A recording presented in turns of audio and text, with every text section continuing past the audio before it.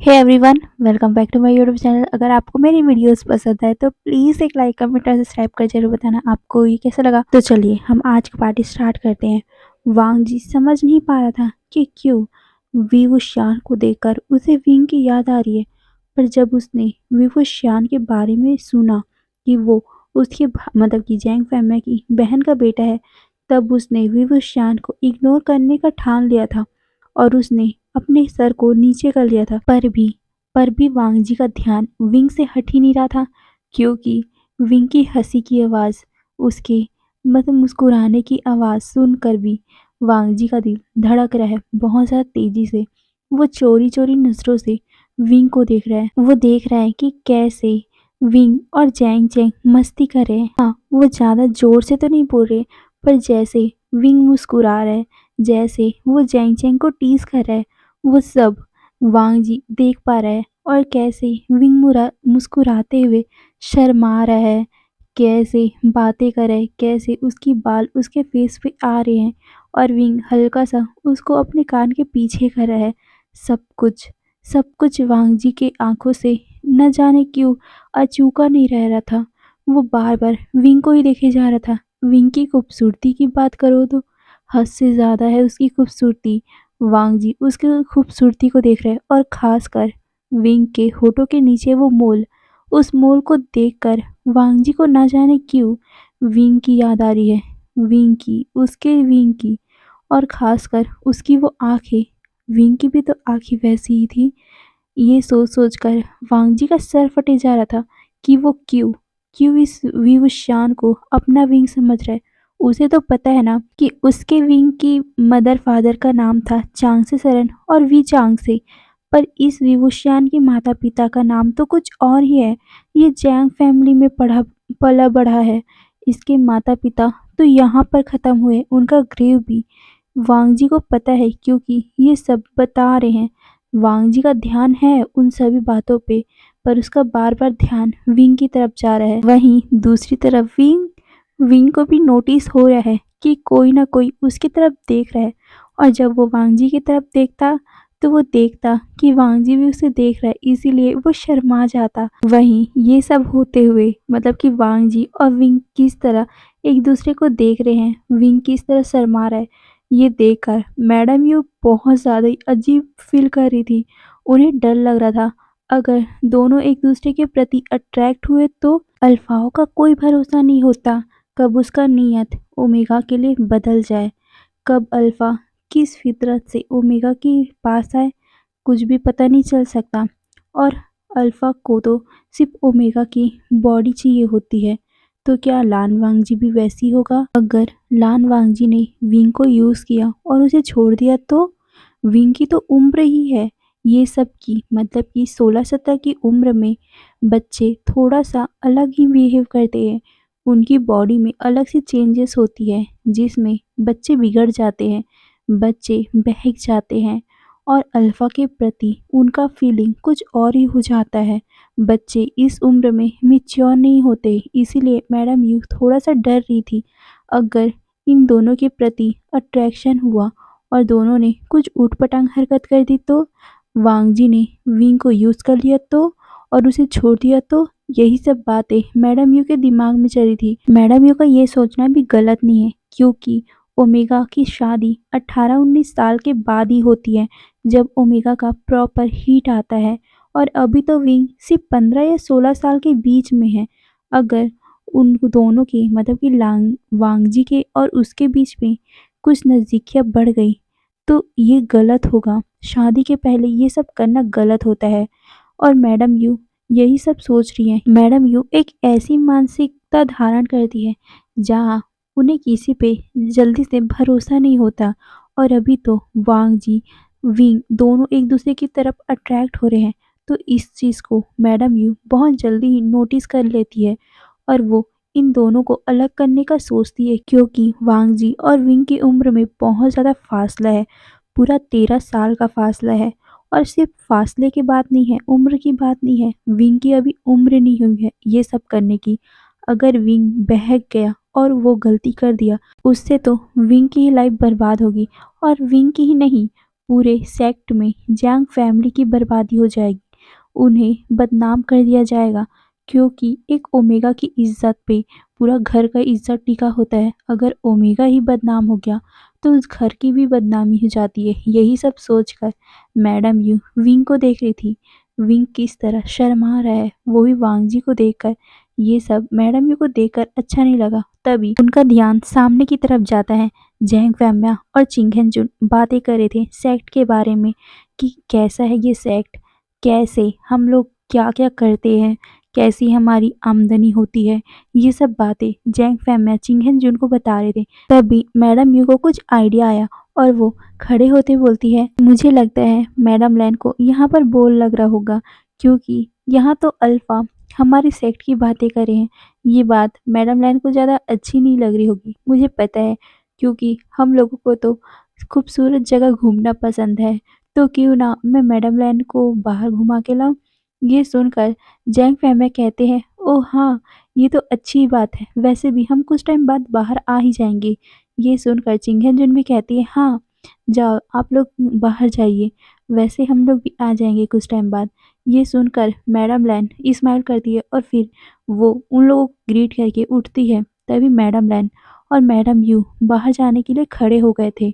वहीं madam you पीछे wing को देखते हुए कहती है, आशियान, मुझे लगता है तुम्हें भी बाहर जाना है क्योंकि मुझे पता है तुम यहाँ ज़्यादा टाइम तक बैठ नहीं पाओगे। ये सुनकर विंग स्माइल करता है। पहली बार मैडम यू उसे देखकर स्माइल कर रही है तो वो इस बात से कैसे खुश नहीं होगा। इसीलिए वो जल्दी से खड़ा हो गया और वो स्माइल करके बोलता है, हाँ ये बोल। वो सबको फिर से ग्रीट करता है और कहता है, मैं भी चलता हूँ। ये बोलकर वो खुशी खुशी वहाँ से निकलने लग गया था। पर पूरा टाइम जितने टाइम विंग वहाँ से बाहर गया उतना पूरा टाइम वांग जी की नज़र विंग से हटी ही नहीं। वही विंग को फील हो रहा था कि कोई तो उसकी तरफ देख रहा है। इसीलिए वो धीरे से वांग जी की तरफ नज़र करता है और उसे देखकर फिर से विंग शर्मा गया और उसने अपने हाथों से हल्के से जो उसके बाल सामने आ रहे थे उसको अपने कानों के पीछे लगा लिया। ये सीन इतना ज़्यादा खूबसूरत था कि वांग जी का दिल तो धड़कना ही भूल चुका था। फिर कुछ ही टाइम बाद विंग, मैडम लैन और मैडम यू बाहर चले गए। वहीं अंदर सारे अल्फा बातें कर रहे थे। इंगेन जुन को बताना भी तो जरूरी है ना कि आखिर उसका बेटा, उसका ओमेगा बेटा जिस घर में आ रहा है वहाँ की आमदनी कैसी आती है, वहाँ कैसे लोग हैं, सब कुछ बता रहे थे जैंग फैमिया। ये भी एक नेसेसरी चीज़ होती है कि अगर आप किसी के घर पूरी ज़िंदगी रहने वाले हो तो उस घर के बारे में आपको अच्छे से जानना भी होता है। इसी कारण जांग फैमिया चिंगेन जुन को ये सब बता रहे थे। वांग जी भी ये सब बड़े ध्यान से सुन रहा था क्योंकि वांग जी का भाई ही तो यहाँ पर रहने वाला है तो उसे तो अच्छे से देखना ही पड़ेगा। उसे जब से विंग उसकी लाइफ से गया है तब से बहुत प्रोटेक्टिव हो गया है वो सब ओमेगा के लिए। वो अपने भाई के लिए खास कर हो गया है। जब से उसने विंग को देखा कि विंग किस तरह उन सभी के सामने खड़ा हुआ था, किस तरह वो रो रहा था, किस तरह वो पहाड़ से गिरा, वांग जी अपने आप को बेबस समझ रहा था। उस दिन से वांग जी ने ठान लिया था कि वो कभी भी किसी ओमेगा को चोट पहुंचने नहीं देगा। उसने ठान लिया था कि वो अपने सेक्ट के किसी भी ओमेगा को कुछ होने नहीं देगा। इसीलिए वो ध्यान से सुन रहा था ये सब बातें। वहीं दूसरी तरफ मैडम यू, मैडम लैन और विंग चुपचाप चलते हुए जा रहे थे। मैडम यू मैडम लैन को सब जगह बता रही थी कि आखिर कहाँ कहाँ कौन सी चीज़ है, कहाँ कहाँ से वो क्या क्या करते हैं, क्या जगह कौन सी है, सब कुछ बता रही थी मैडम लैन को। वहीं पीछे विंग पाउट बना के चल रहा था क्योंकि ये सब उसे बहुत ज़्यादा बोर हो रहा था। बाहर उसके सारे दोस्त खेल रहे हैं और विंग मैडम लैन के पीछे, मैडम यू के पीछे चुपचाप चले जा रहा है। ये उसे बहुत ज़्यादा बोर हो रहा है, इसीलिए वो अपने पैरों से खेल रहा था। तभी वहाँ पर कुछ बच्चों की आवाज़ें आती है। वो विंग को बुला रहे थे। सारे बच्चे विंग, मैडम लैन और मैडम यू के पास दौड़ के आ गए थे और वो विंग का हाथ पकड़ के खींचते हुए बोलते हैं, शान काका चलो ना, हम लोग कब से आपका वेट कर रहे थे, चलो ना, आप सुबह से हमारे पास नहीं आए। ये बोलकर वो उसे खींच रहे थे। ये देखकर मैडम लैन के होठों में एक स्माइल आ गई और वो विंग को देखते हुए कहती है, जाओ बेटा, तुम्हें ये सब बुला रहे हैं। लगता है तुम इन बच्चों में बहुत ज़्यादा फेमस हो। ये सुनकर विंग एक छोटा सा स्माइल करता है। वही मैडम यू वो सबको देखते हुए बोलती है, हाँ, क्योंकि ये पूरा दिन बस खेलता ही रहता है। ये सुनकर मैडम लैन हंसते हुए बोलती है, मेरा विंग भी ऐसा ही था। ये सुनकर मैडम यू और विंग थोड़ा सा कंफ्यूज हो गए। तभी मैडम लैन बात का बदलते हुए बोलती, ओह नहीं नहीं, मैं असल में कुछ बात सोचने लग गई थी। ये बोलकर वो विंग को देखते हुए बोलती है, तुम्हें देखकर मुझे किसी की याद आती है। वो मेरा बच्चा था, मेरा तीसरा बच्चा। ये बोलकर वो उसके बालों को सहलाते हुए बोलती है, तुम्हारी आंखें, तुम्हारे होठों में ये जो छोटा सा मोल है ना, वो देखकर मुझे अपने विंग की याद आती है। 12 साल पहले वो हमसे बिछड़ चुका है। ये सुनकर विंग को थोड़ा सा बुरा लगता है। वहीं विंग को याद करके मैडम लैन भी थोड़ा सा अपसेट हो गई थी। वो भी वो भी विंग को भुला नहीं पाई थी, क्योंकि विंग पूरा टाइम बस मैडम लैन के साथ ही तो रहता था। तो कोई माँ कैसे भुला जाए अपने बच्चे को। विंग भी तो मैडम लैन को अपनी माँ ही बुलाया करता था। तो मैडम लैन भी उसे आसानी से भुला नहीं पाई। और जब आज सुबह जब विंग को उन्होंने सामने से देखा, तो सबसे पहला नाम उनके दिमाग में विंग को ही आया। वो तो समझ ही रही थी कि ये उसका विंग ही है।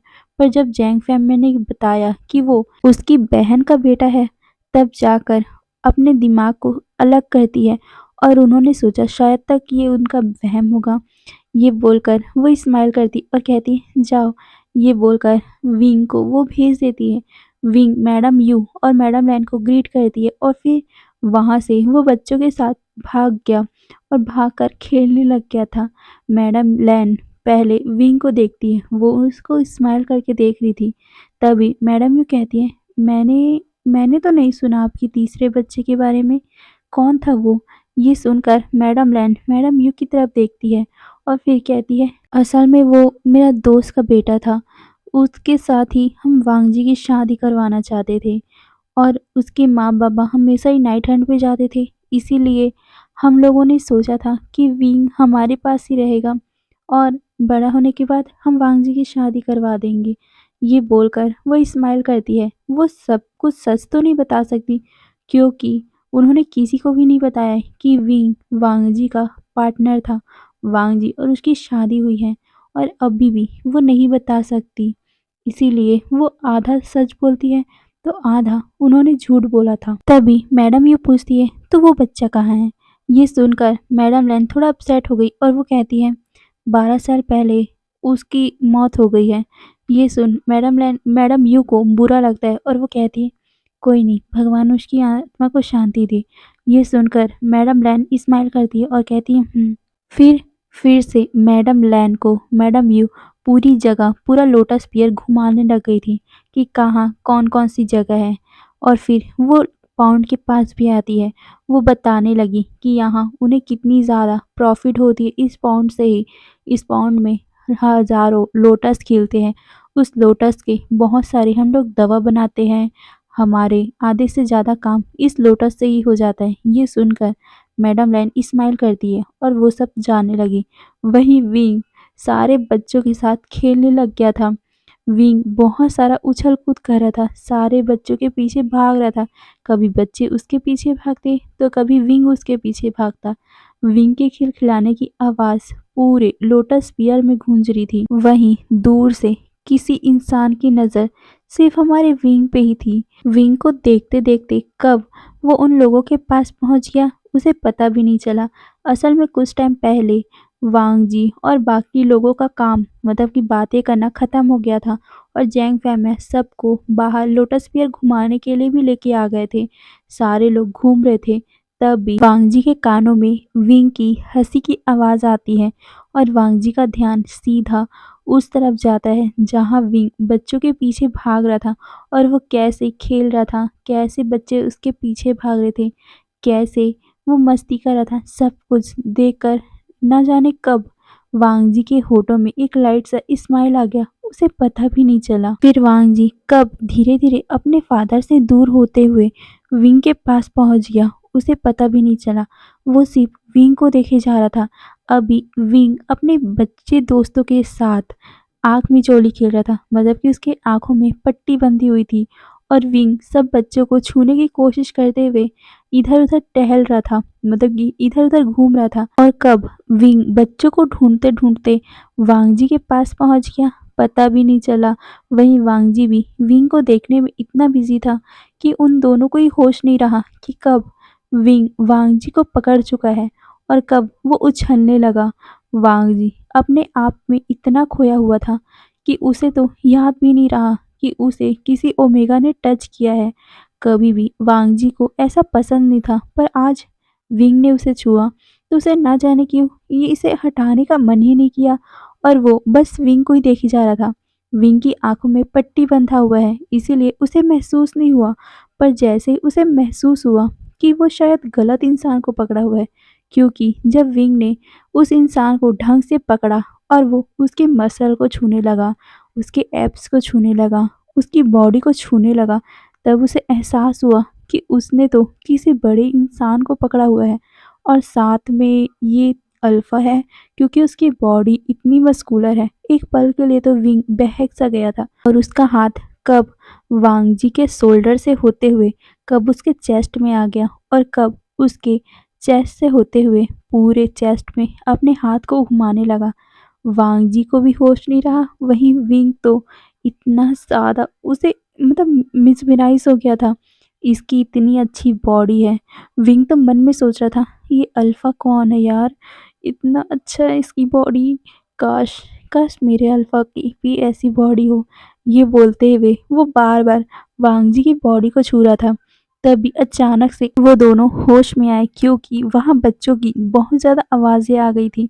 वो बच्चे बोल रहे थे, आशियान काका ने गलत इंसान को छू लिया, ये काका गलत इंसान को आपने छू लिया। ये बोलते हुए वो सारे इस हँस रहे थे और तालियाँ बजा रहे थे। वहीं विंग विंग अपने होश में आया और उसने जल्दी से अपनी आँखों की पट्टी हटा ली और जैसे ही उसने सामने का पर्सन देखा, वो शॉक। पर जैसे उसकी आँखें उस पर्सन से मिली, उसका दिल बहुत ज़्यादा तेज़ी से धड़कने लग गया। वहीं वांग जी भी सिर्फ़ विंग की आँखों में ही देख रहा था। विंग जल्दी से वांग जी से दूर होता है और कहता है, वो मुझे मुझे माफ़ कर दो। ये बोलकर वो जल्दी से अपने बच्चे दोस्तों के साथ वहाँ से भाग गया था। वांग जी तो बस विंग को ही देखता रह गया। वहीं कुछ ही टाइम बाद वहाँ सारे अल्फ़ा, मतलब कि जैंग फैमिया, जिंग जून, जैंग जैंग सब वहाँ आ गए थे। चिंगेन जुन वांग जी से पूछते, वांग जी तुम यहाँ कैसे आ गए? तुम तो हमारे साथ थे, मुझे होश भी नहीं रहा। ये बोलकर वो वांग जी को देखता है। वांग जी किसी ख्वाबों में खोया हुआ था, क्योंकि वो तो सिर्फ विंग को देख रहा था, उसे याद भी नहीं रहा, उसको सुनाई भी नहीं दिया कि किसी ने उससे बात की, किसी ने उससे कुछ पूछा है। जब वांग जी को अपने शोल्डर पे किसी का हाथ महसूस होता है, तब जाकर वांग जी की नज़र विंग से हटी थी और वो अपने फादर की तरफ देखता है और कहता है, जी जी फादर। चिंगेन जुन पूछते हैं, वांग जी तुम यहाँ कब से आए हो? ये सुनकर वांग जी कहता है, मुझे मुझे माफ़ कर दिए फादर, मैं मुझे ये जगह सुंदर लगी इसीलिए मैं इधर आ गया था। मुझे माफ़ कर दीजिए, मैं आपसे बिना पूछे आ गया। ये बोलकर वो उन लोगों को ग्रीट करता है। पर जैंग फैमिया कहते हैं, कोई बात नहीं, वैसे भी आप पूरे लोटस पेयर में कहीं भी घूम सकते हो, हमारी परमिशन की ज़रूरत नहीं है। ये सुनकर वांग जी फिर से उन्हें ग्रीट करता है। तभी जैंग फैमिया कहते हैं, वैसे सच में ये जगह बहुत ज़्यादा खूबसूरत है और ख़ासकर हमारे इन बच्चों के कारण यहाँ तो चार चाँद लग जाता है। इनकी किलकारी से ही हमारा लोटस पियर जाना जाता है। तभी चिंगेन जुन कहते हैं, हाँ, और सबसे ज़्यादा आपके विवुशियान की। ये सुनकर चैंग फैमिया स्माइल करते और कहते हैं, हाँ, वो तो है। हमारे आशियान सबसे ज़्यादा अनोखा है। अगर आशियान इस लोटस पियर में नहीं होगा, तो हमारा लोटस पियर पूरा खाली-खाली लगेगा। अगर वो यहाँ से चला गया, तब तो लोटस पियर पूरा ऐसा लगेगा कि यहाँ से कुछ बहुत बड़ा चीज़ चला गया, यहाँ से हमारी किलकारी चली गई होगी। ये बोलकर वो स्माइल करते हैं। वहीं चिंग एंड जुन भी सिर्फ विंग को देखे जा रहे थे, क्योंकि विंग को देखकर, मतलब कि विवुशियान को देखकर उनको विंग की याद आ रही थी। बचपन में जब विंग उनके पास होता था, जब उनके साथ सोता था, तब कैसे वो भी ऐसी किलकारियाँ लगाया करता था, कैसे वो भी ऐसे ही हँसा करता था। पहली बार जब उन्होंने सुबह को विंग को देखा था, मतलब कि विवोशियान को देखा था, तब उन्हें भी विंग की याद आई थी। पर जब उन्हें पता चला कि ये तो विवोशियान है, यहाँ का राजकुमार, तब उन्होंने अपने दिमाग को शांत किया था और उन्होंने सोचा था कि शायद तक उनका वहम होगा। ये कैसी डेस्टिनी है ना, सबको पता है, सबको एहसास हो रहा है कि विवोशियान ही विंग है, पर वो ये मानना नहीं चाहते।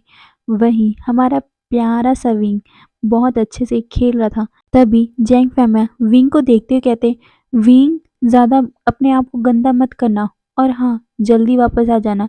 ये सुनकर विंग ने भी अपना सर हिलाया था और फिर से वो अपने दोस्तों के साथ खेलने लग गया था। वहीं जैंग फैमिया सबको लेकर वहाँ से दूसरे जगह दिखाने को जाते हैं। कुछ ही टाइम बाद सारे लोग अंदर पहुंच चुके थे। अब लंच का टाइम हो चुका था, इसीलिए एक सर्वेंट आके विंग को बोलता है कि मैडम यू आपको बुला रही है। मैडम यू का नाम सुनते ही विंग अपने आप को देखता है, क्योंकि वो पूरी तरह मिट्टी से लदा हुआ था। वो कहता है, हाँ मैं आता हूँ।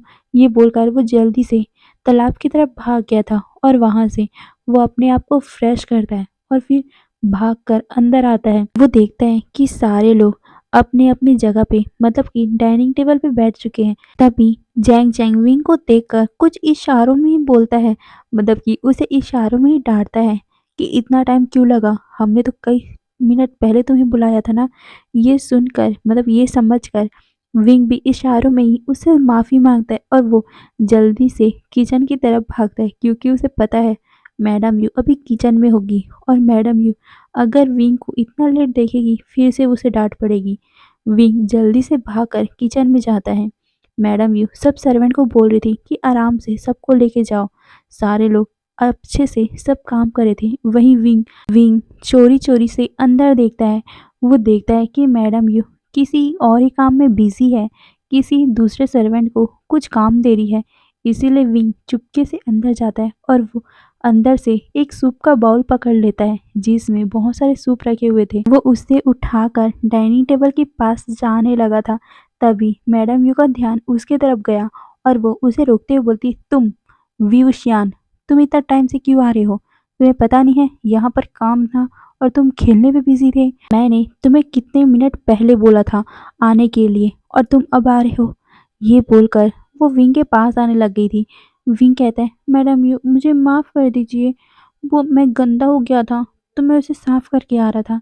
ये सुनकर मैडम यू उसकी तरफ नैरो आइज करके देखती और कहती है, तुमने गलत सूप पकड़ा है। ये बोलकर वो उसके हाथ से वो सूप उठाती है और वो दूसरे बाउल से सूप देकर बोलती है, ये वाला सूप उन लोगों के पास लेके जाना है। जब विंग नीचे उस सूप को देखता है और कहता है, यू ये कैसा है, मुझे तो लगा था इसे तो गौशाला में देना है। ये सुनकर मैडम यू उसकी तरफ नैरो आइज करके देखती है और कहती है, क्या कहा तुमने? ये सुन विंग कहता है, नहीं नहीं कुछ नहीं। ये बोलकर वो जल्दी जल्दी से वहां से बाहर निकलने लगा और वो उस सूप को अपने नोज के हल्के से पास ले जाकर सूंघते हुए बोलता है, इससे तो कोई भी टेस्ट का स्मेल ही नहीं आ रहा है। मुझे से सच में पहले लगा था कि इसे हमें गौशाला में देना है, पर मुझे नहीं पता था कि इन्हें लैंस को देना है। क्या लैंस घास फूस खाते हैं?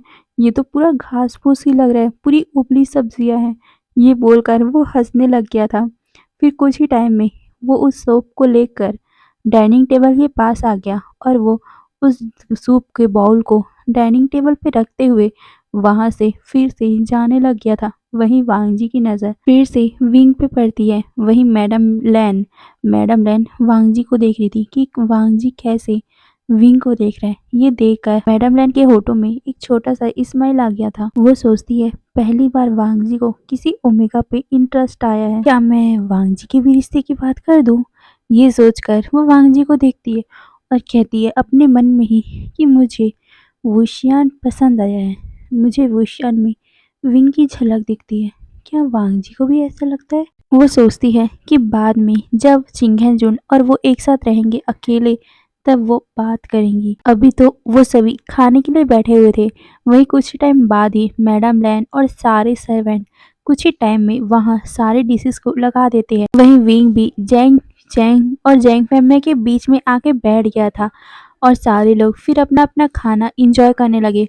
सर्वेंट सबको खाना दे रहे थे, वांग जी को भी खाना देते। वहीं विंग बार-बार उन तीनों की तरफ देख रहा था, मतलब कि लैन, चिंगेंजुन, मैडम लैन और वांग जी और वो ती दोनों कैसे बॉइल्ड खाना खा रहे हैं। विंग अपने मन में ही बोलता है, यू कैसे ये लोग घास फूस को खा सकते, मैं तो बिल्कुल भी नहीं खा सकता।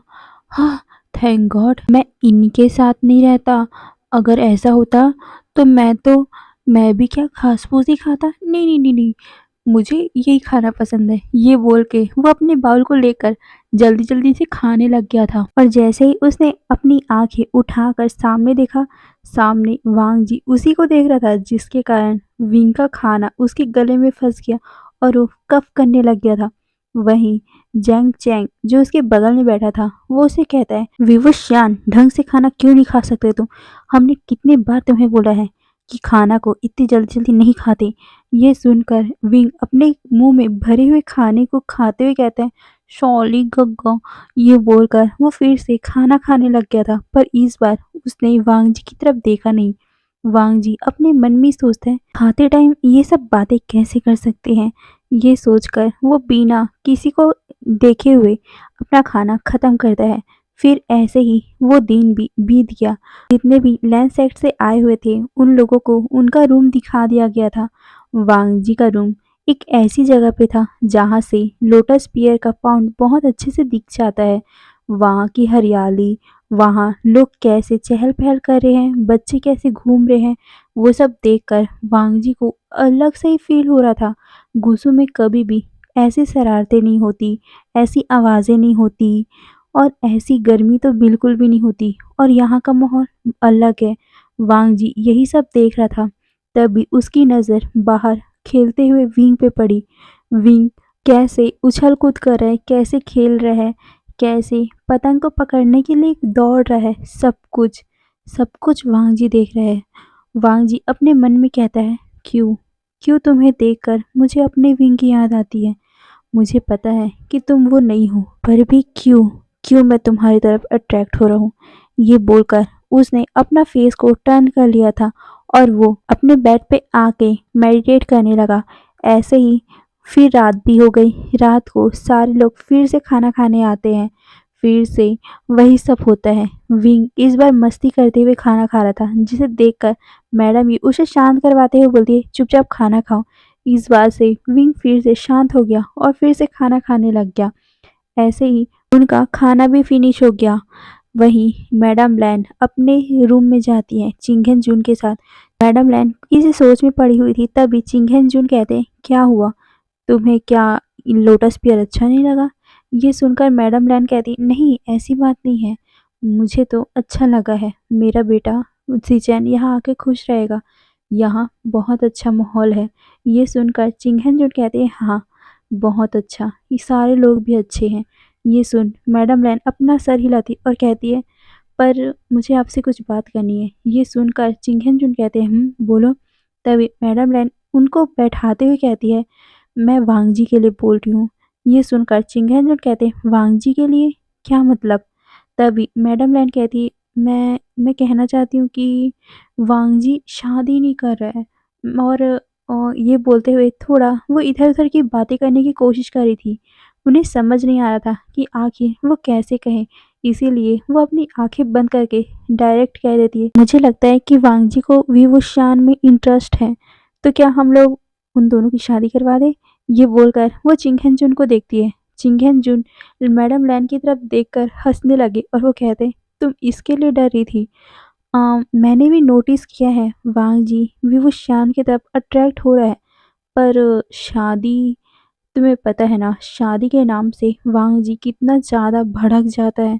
शादी के नाम से उसे विंग की याद आती है और विंग की याद आते ही वांग जी कैसा रिएक्ट करने लग जाता है। मैडम लैन कहती है, हाँ मुझे पता है, पर आपने नोटिस नहीं किया क्या? वांग जी आज जब से आया है तब से उसकी नज़र विवुशियान पे है, और आपको पता है विवुशियान को देखकर मुझे विंग की याद आती है। ये सुनकर चिंगेन जुन भी कहते हैं, हाँ वो तो है, मुझे भी विवुशियान को देखकर विंग की याद आती है, पर शादी की बात मुझे नहीं लगता। तुमने देखा ना पहले क्या हुआ है। पहले जब हमने शादी करवाई वांग जी की, तो उसके बाद वांग जी की क्या हालत हो गई है। और अगर इस बार भी हम लोग वांग जी के बिना मर्जी की शादी तय कर देंगे तो मुझे लगता है कि वांग जी से बात करना पड़ेगा। उसके बाद ही शादी। वैसे मुझे भी वो शान पसंद है। ये सुनकर मैडम लैन कहती है, हाँ, बहुत अच्छा है ना वो बच्चा। मुझे तो बहुत ही प्यारा लगा वो। ये सुनकर चेंगन जुन भी कहते हैं, हाँ, मुझे भी। तभी मैडम लेनिन कहती है, तो क्यों ना मैं वांग जी से बात करूं। अगर वांग जी ने कहा कि उसे विवुशियन पसंद है, तो मैं सीचैन के साथ साथ वांग जी की भी शादी करवा दूंगी। ये सुनकर चिंगन जुन कहते हैं, पागल हो गई हो तुम। विवुशियन अभी 15 साल का है। उसकी शादी की आयु नहीं हुई है। ये सुनकर मैडम लैन कहती है, अच्छा, विवुशियन की शादी के लायक नहीं हुआ है, पर विंग विंग शादी के लायक हुआ था। वांग जी शादी के लायक हुआ था पहले। आप लोगों ने तो उस टाइम शादी करवा दिया था, तो इस बार करवाने में क्या है। विंग के बाद वांग जी को किसी दूसरे ओमेगा में, मतलब कि विवुशियन में इंटरेस्ट आया है। मैं नहीं चाहती कि हम जरा सा भी लेट करें और वांग जी का मन फिर से बदल जाए। मैं चाहती हूँ कि मेरे दोनों बच्चे हंसी खुशी रहें। अगर विवुशियन के साथ वांग जी की शादी हम लोग करवा देंगे, तो वांग जी के दिमाग से विंग निकल जाएगा और मेरा बच्चा खुश रहेगा अपनी ज़िंदगी में। आपको नहीं पता, पर मुझे मुझे अपने बच्चे का दर्द महसूस होता है। वो हर पल किस तरह जीता है विंग को याद करके। आपको पता है, विंग का रिबन, उसके जो बाल में लगने वाला रिबन है, उसे भी वांग जी ने बहुत अच्छे से संभाल के रखा हुआ है। मैं मैं चाहती हूँ कि वांग जी उस ख्वाबों से, उस ख़यालों से निकले और अपनी ज़िंदगी में आगे बढ़े। आप क्या चाहते हो कि मेरा बेटा कभी खुश ना रहे? ये सुनकर चिंगेंजुन कहते हैं, तुम ये कैसी बातें कर रही हो? तुम्हें पता है ना, वो मेरा भी बेटा है। मैं भी उसकी खुशियाँ ही चाहता हूँ। पर शादी की बात अगर मैं करूँगा, अगर उसने मना कर दिया, तब क्या करेंगे? अगर वो भड़क गया, तब क्या करेंगे? ये सुनकर मैडम लैन कहती, उसकी आप टेंशन मत लो, मैं वांग जी को मनाऊंगी। इस बार मैं वांग जी को कहूँगी शादी करने के लिए। ये सुनकर चिंगेंजुन कहते, ठीक है, तुम अगर यही चाहती हो तो ठीक है। वांग जी को पहले मनाओ, फिर मैं जांग से बात करूँगा। ये सुनकर मैडम लैन खुश हो गई थी और वो कहती है, ठीक है, मैं सुबह होते ही वांग जी से बात करूँगी। ये बोलकर वो दोनों ही वहाँ पर सो गए थे। वहीं वांग जी अपने बेड पे सोया तो था, पर उसके दिमाग में सिर्फ विंग ही विंग, मतलब कि विवुशियन ही घूमे जा रहा था। सुबह को जैसे उसने विंग को देखा था, जैसे विंग मैडम यू के पीछे से झांक रहा था, उसकी आँखें, उसके बाल कैसे दिख रहे थे, कैसे वो हवा में उड़ रहे थे, कैसे विंग शर्माते हुए अपने बालों को अपने कानों के पीछे लगा रहा था। वो सब याद करते हुए न जाने क्यों वांग जी को फिर से बहुत ही ज़्यादा अजीब लगने लग गया था। उसका दिल बहुत ज़्यादा तेज़ी से धड़कने लग गया था। तभी वांग जी अपनी आँखें खोलता है और वो अपने मन में कहता है, ये क्या हो रहा है मेरे साथ? क्या हो रहा है? उस ओमेगा ने क्या कर दिया है मेरे साथ? मेरे दिमाग में सिर्फ वो क्यों बसा हुआ है? क्यों? नहीं, मैं मैं उसकी तरफ अट्रैक्ट नहीं हो सकता। मैं किसी भी ओमेगा की तरफ अट्रैक्ट नहीं हो सकता।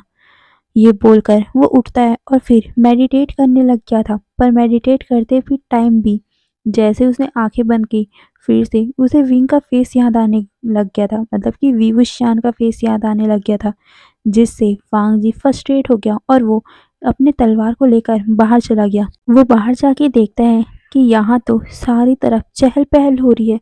रात के 9 साढ़े 9 बजने वाले हैं, फिर भी लोटस पियर में इतनी ज़्यादा चहल पहल है। बच्चे भी बाहर में खेल रहे हैं। ये देखकर वांग जी शाय करता है और फिर थोड़े दूर जंगल में जाकर अपने तलवार को प्रैक्टिस करने लग गया था। पर कुछ टाइम बाद ही वांग जी के कानों में एक बहुत ही सुरीला बांसुरी की आवाज़ आने लगी। उस बांसुरी को सुनकर वांग जी का तलवार हवा में ही रुक गया था और वांग जी की आंखें टाइटली बंद हो गई थी। उसे सुनते ही वांग जी के मन में जो अभी तक बेचैनी थी, वो भी शांत हो गया। वांग जी अपनी आंखें धीरे से खोलता है और वो उस प्यारी सी म्यूजिक को सुनने लगा। धीरे धीरे वांग जी की कदम उसके तरफ जाने लग गई थी। कुछ टाइम बाद वो वहां पहुंच भी गया था जहां से वो बांसुरी की आवाज आ रही थी। वांग जी वहां देखता है, पर वहां तो कुछ भी नहीं था। तभी उसे ध्यान से सुना कि आखिर ये आवाज़ कहाँ से आ रही है। उसकी नज़र सीधा पेड़ के पास गई, जहाँ पर पेड़ों के ऊपर एक इंसान बैठा हुआ है। वांग जी बस उसे देखता ही रह गया। चांद की रोशनी में उसकी खूबसूरती 2 गुना बढ़ चुकी थी, नहीं 4 गुना। और साथ ही उसके लहराते हुए बाल जो हवा के कारण लहरा रहे हैं, और साथ ही वो इंसान किस तरह बांसुरी को बजा रहा है, उससे तो वांग जी उसके ऊपर अट्रैक्ट ही हो गया है। वांग जी एक पल के लिए भी उसे नजरें नहीं हटा पाया। वो और कोई नहीं, हमारा विंग था। विंग को देखते ही, नहीं विवुशियान, हाँ क्योंकि वांग जी के लिए तो विवुशियान है वो। विवुशियान को देखते ही वांग जी का दिल फिर से धड़कने लगा था। चांद की रोशनी सीधा उसके फेस में आ रही थी। विंग ने अपनी आंखें बंद की हुई थी और वो प्यार से वो धुन बजा रहा था। हे गाइस, तो आज के लिए बस इतना ही। फिर नेक्स्ट पार्ट पे देखेंगे आगे क्या होगा। ओके। और हाँ, चिंगेजुन और मैडम लन ने तो सोच लिया है कि वांग जी का शादी वो विवुशियान से कराएंगे। क्या वांग जी मानेगा? तो ये तो आप मुझे कमेंट में करके बताना। ओके। फिर आज के लिए बस इतना ही। फिर बाय बाय।